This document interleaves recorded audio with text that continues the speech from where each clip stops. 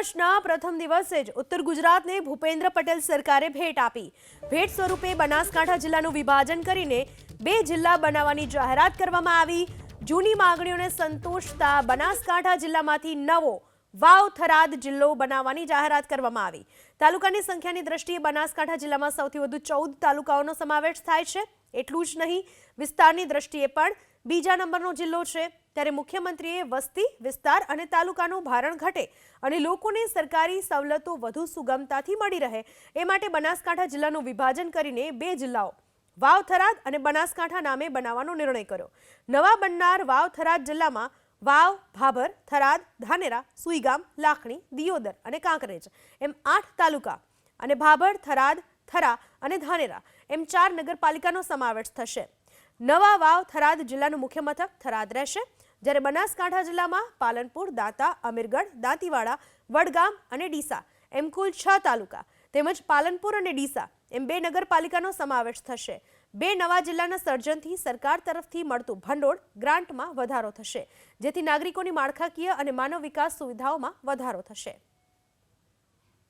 કોઈ ગ્રામ પંચાયતના સરપંચો હોય, તાલુકાના આગેવાનો હોય, ધારાસભ્યો હોય કે ચૂંટાયેલા પદાધિકારીઓ હોય, એમનો કોઈનો પણ અભિપ્રાય હું માનું ત્યાં સુધી લીધેલ નથી અને એક તરફી કદાચ આ જિલ્લાનું વિભાજન છે એટલે કદાચ લોકોને બધાને વિશ્વાસમાં લઈ અને જિલ્લાનું વિભાજન કર્યું હોત તો બધા રાજી પણ રોત, પણ અંતે હું માનું છું ત્યાં સુધી ખૂબ મોટો જિલ્લો હોવાના કારણે જે વિભાજન થયું છે એના હિસાબે કંઈક ને કંઈક થોડા ઘણો લોકોને ફાયદો થશે।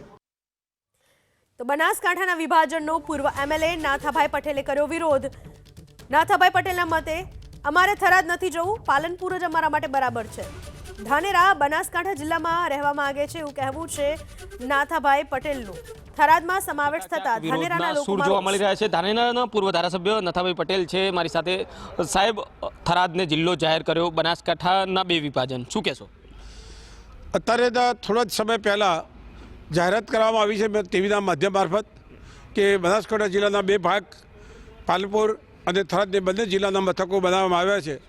તો એટલામાં તો અમારા ઉપર ટેલિફોનને તડીમાર તૈયારીઓ થઈ ગઈ છે કે આપ આગેવાની લો અને અમારે કોઈને થરાદ જવું નથી, આપણે આ દિવસે પાલનપુર બરાબર છે ને પાલનપુરમાં જવું છે, આવી લોકોની માંગ ઉઠી છે। ત્યારે અમારી પણ ફરજ થઈ પડે છે કે પ્રજા જ્યારે અવાજ કરતી હોય તો એના સાથે અમારે ઊભા રહેવું જોઈએ અને પ્રજાના સાથે અમે પણ જોડાઈએ છીએ અને અમારી પણ વિનંતી છે સરકારશ્રીને કે અમને જે જગ્યાએ જૂના છે એ જગ્યાએ બનાસકાંઠા જિલ્લામાં રાખે અને થરાદ જિલ્લામાં આ પ્રજાને જવાની ઈચ્છા ઓછી છે। સાહેબ, કાંકરેજ અને દિયોદર પંથકના જે વ્યક્તિઓ છે તેમનો પણ વિરોધ છે, ફરી ધાનેરામાં પણ વિરોધ જોવા મળ્યો। ખાસ કરીને તમારી માંગ શું છે હાલ?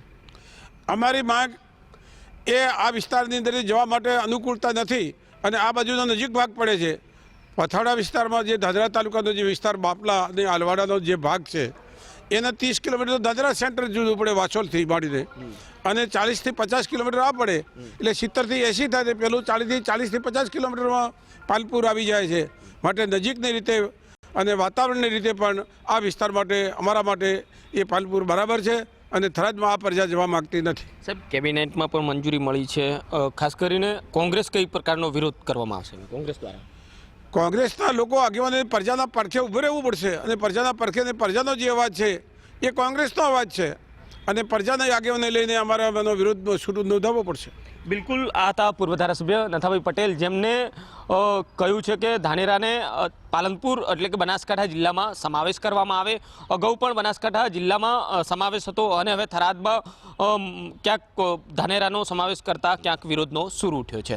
વસંત દિરગર, એબીપી અસ્મિતા, બનાસકાંઠા।